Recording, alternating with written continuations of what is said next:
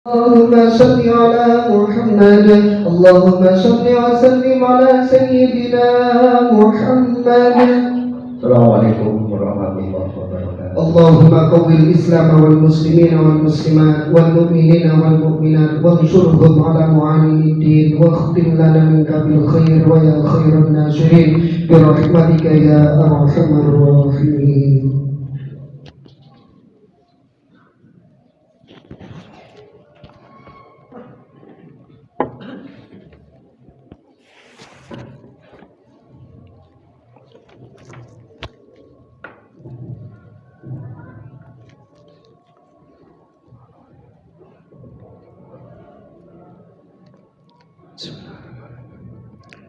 Allahu Akbar, Allahu Akbar, Allahu Akbar, Allahu Akbar, Allahu Akbar, Allahu Akbar, Allahu Akbar, Allahu Akbar, Allahu Akbar, Allahu Akbar kabira walhamdulillahi katsira wa subhanallahi bukratan wa asila. La ilaha illallah wallahu akbar, Allahu akbar walillahil hamdu. Alhamdulillah, alhamdulillahilladzi arsala rasulahu bil huda wa dinil haqqi liyudhhirahu 'ala ad-dini kulli wa law karihal musyrikun. Asyhadu an la ilaha illallah wahdahu la syarika lahu صدق وعده ونصر عبده وعزز جنده وحزم الأحزاب وحده. أشهد أن سيدنا ومولانا محمدا عبده ورسوله. اللهم صل وسلم على سيدنا محمد المشفع في المحشر وعلى آله وصحبه ومن بملته اشتهر. الله أكبر، الله أكبر، الله أكبر. أما بعد فيا أيها الحاضرون أوصيكم ونفسي بتقوى الله. فاتقوا الله حق تقاته ولا تموتن إلا وأنتم مسلمون. واعلموا أن هذا يوم عيد وسرور واعتقاد من النار وأجر يوم أحل الله به طعام وحرم عليكم الصيام. Ma'asyiral muslimin rahimakumullah. Bertakwalah kepada Allah dengan melaksanakan kewajiban-kewajiban dan menjauhi segala larangan Allah Subhanahu wa taala. Aku ucapkan ucapan salam keislaman atas keberhasilan para jamaah menyelesaikan ibadah puasa di bulan Ramadan dan menyempurnakan dengan melakukan sholat Idul Fitri di pagi ini. Semoga Allah menjadikan hari raya ini kembali lagi pada kami dan para jamaah semua dan seluruh umat Islam pada tahun-tahun berikutnya dengan penuh keamanan, keimanan, keselamatan dan petunjuk untuk amal-amal yang baik. Bulan Ramadan adalah bulan mulia dan masa untuk memperbanyak amal-amal soleh bagi yang beriman. Allah memberi kemuliaan bulan Ramadan dengan diturunkan wahyu pertama dan mewajibkan orang-orang yang beriman untuk berpuasa di bulan itu. Kini Ramadan telah meninggalkan kita dan menjadi saksi bagi amalan soleh yang kita kerjakan selama Ramadan.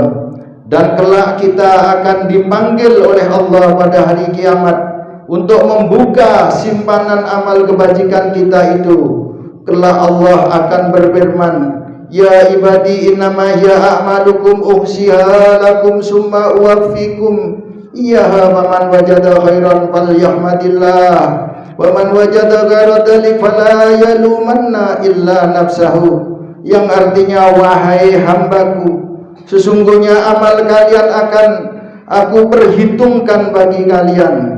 Kemudian kami beri balasan masing-masing. Yang mendapat balasan baik maka pujilah Allah.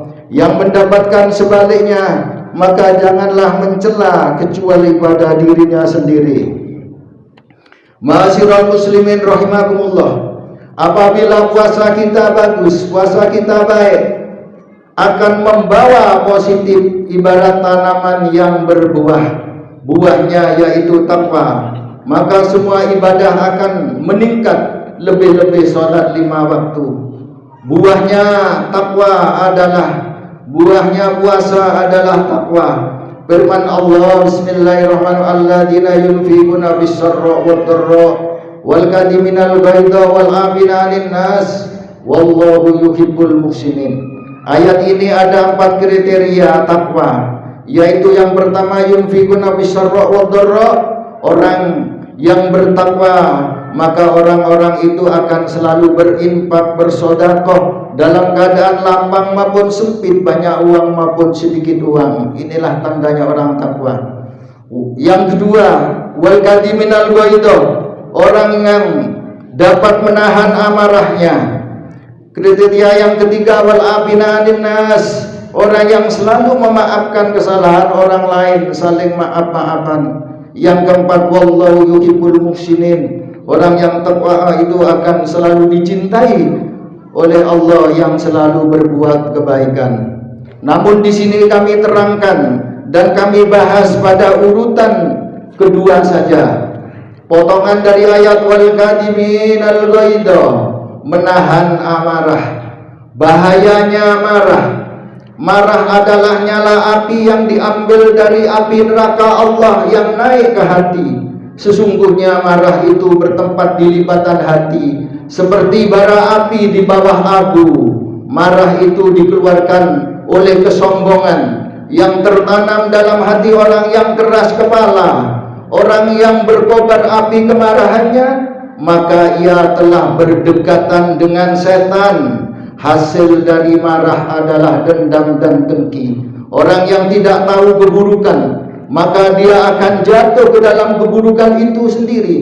Sedang siapa yang mengetahuinya, pengertian saja tidak cukup baginya selama ia tidak tahu jalan untuk menolak dan menjauhinya. Menahan amarah menyelamatkan dari murka Allah. Dari Abdullah bin Amr radhiyallahu an bertanya kepada Rasulullah sallallahu alaihi wasallam, apa yang dapat menyelamatkanku dari kemarahan Allah? Lalu beliau bersabda, la tabdab, janganlah suka marah.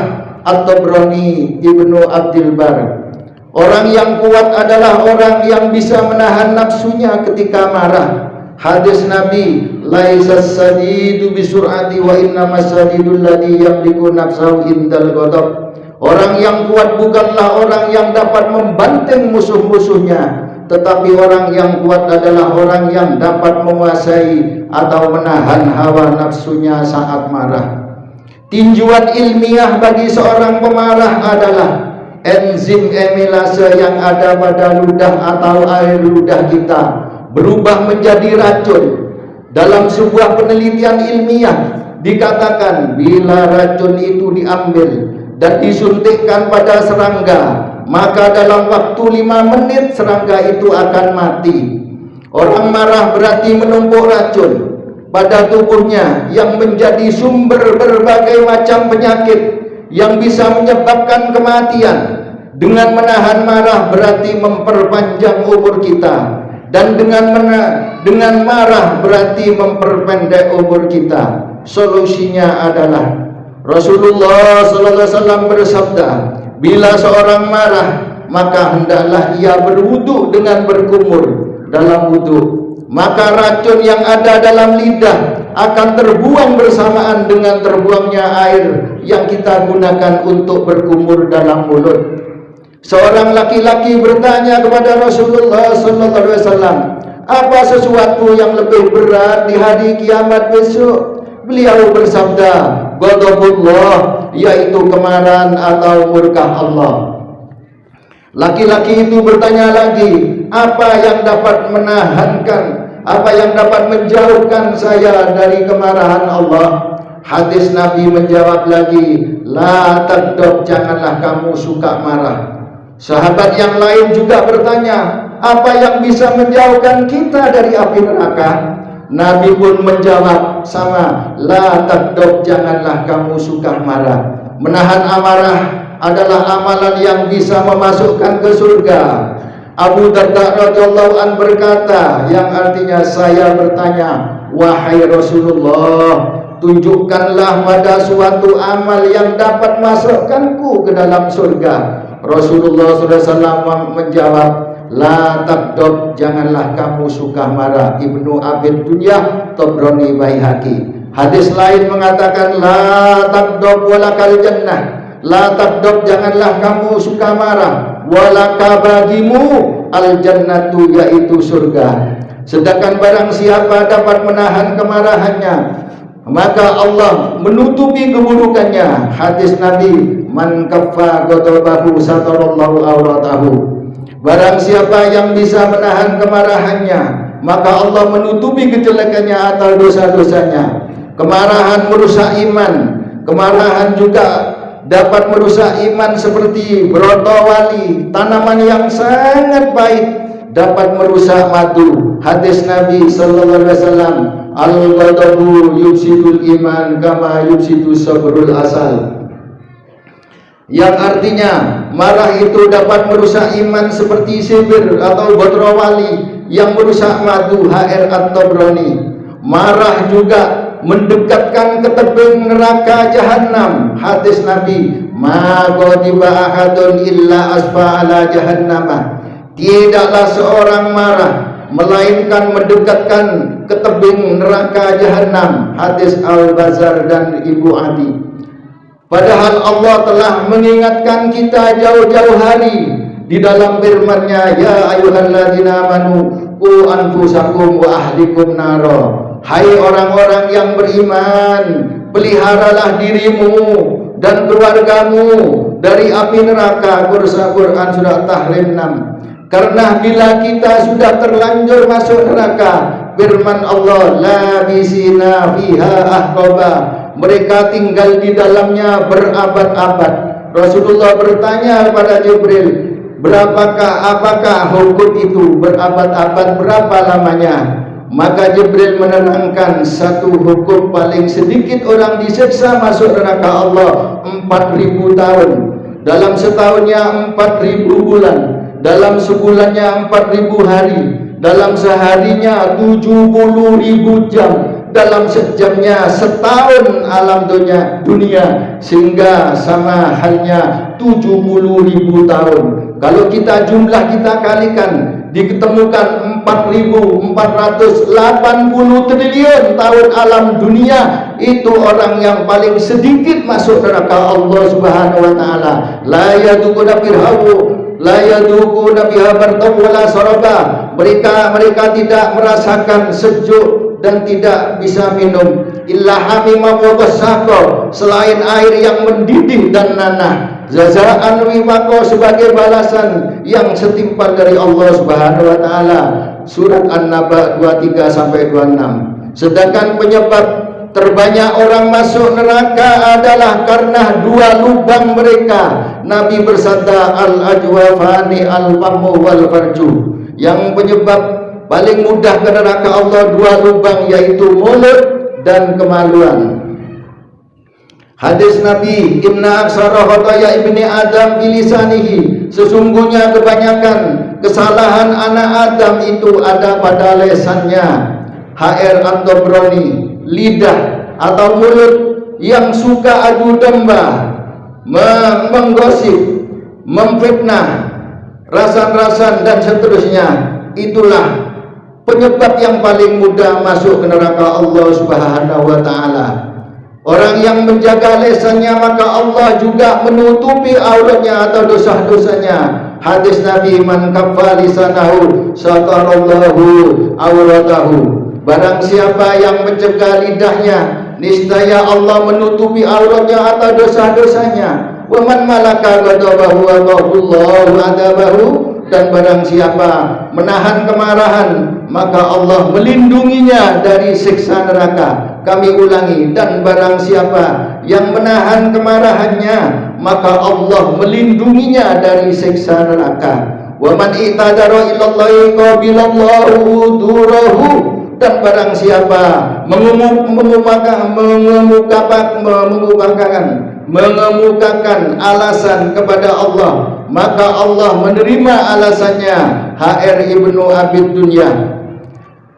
Orang yang paling baik adalah tidak marah atau sulit untuk marah dan selalu sabar. Orang yang kuat tauhidnya maka tidak marah pada seseorang. Barang siapa kuat tauhidnya hingga tahu bahwa segala sesuatu itu dikuasaan Allah Ta'ala, maka ia tidak marah pada orang lain atau makhluknya Allah, karena ia mengerti bahwa mereka tunduk dalam genggaman kekuasaan Allah seperti pena di tangan penulis. Mudah-mudahan dengan adanya keterangan pada khutbah ini, kita dan keluarga kita oleh Allah dijadikan orang-orang yang takwa dan orang-orang yang sabar, tidak mudah marah dalam keadaan apapun. A'udzubillahi minasyaitonirrajim. Bismillahirrahmanirrahim. Alladzina yunfiquna bisyarra'i wad-dharra'i wal kadhiminal ghaidha wal 'afina 'anil nas. Wallahu yuhibbul muhsinin. Wa qur rabbighfir warham wa anta khairur rahimin.